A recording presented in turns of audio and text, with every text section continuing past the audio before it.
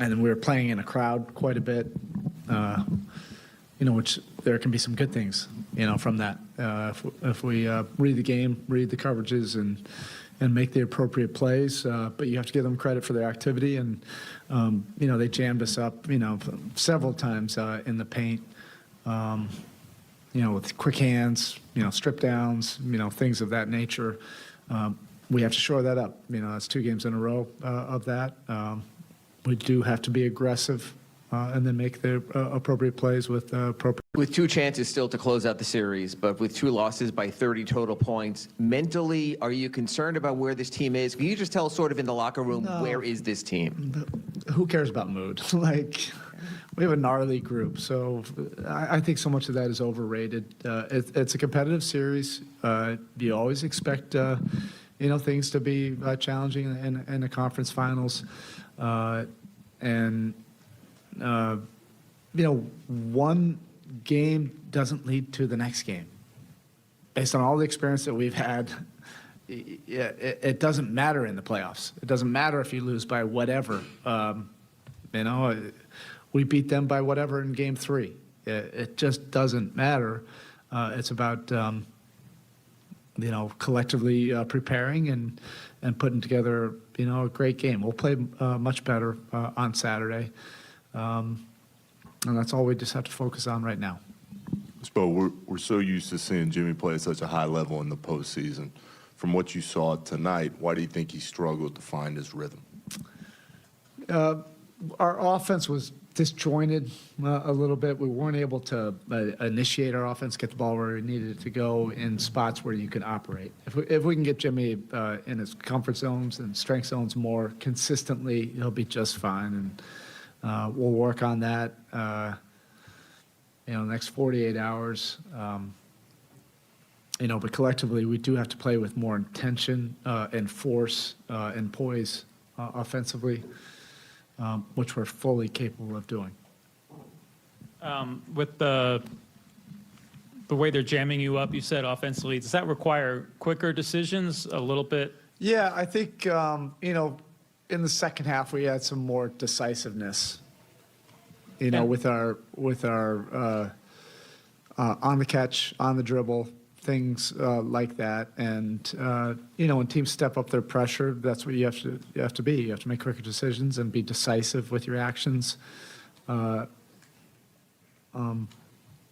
that this is the expectation of how they're playing with that type of activity, it's our turn now to respond to that. And a lot of times that decisiveness and spacing and making the right play, can lead to open shots. And I know Vincent's key to your three-point volume, but are you happy with the number of threes you've got up today? I didn't even see.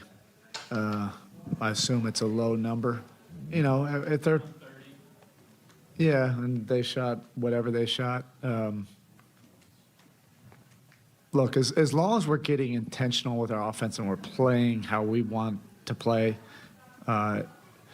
we've proven that we can win, with whatever number of three-point attempts. I don't think we got to our strength zones enough tonight. So sometimes that'll lead to paint attacks, rim attacks, free throws. Sometimes it'll lead to threes, but it's more the intention of how we're executing our offense. Eric, you obviously went to Highsmith in the second half, mixed up a couple things. With the way the Celtics have played the last 2, do you have to consider a more permanent lineup change for this series? Yeah, we'll see. We'll see who's available, see if Gabe's available. I can't answer that right now. But it's always good, when a guy comes in and plays some productive minutes and see some good things happen. But we'll see. How is the way they cover Bam, defend Bam, evolved over the series, and how has it maybe changed the way he has to get his shots? Yeah, that's born out of respect, right? He was aggressive and able to get to the rim and able to get to his spots. And so they've now made him operate in a crowd. That's a good thing. That's what great players usually command is, a second defender. But I thought his decisiveness on a couple plays in the second half were key, and he just needs to get into, the rhythm of how they're defending him, and we'll see if we can get him in places where he can feel more comfortable to be able to get to his spots. And we all have to, make sure that our two main guys are playing in their strength zones, and that's on all of us. That's on me, and that's on everybody executing with intention. This next one. Yeah, Coach, just following up sort of what John was talking about.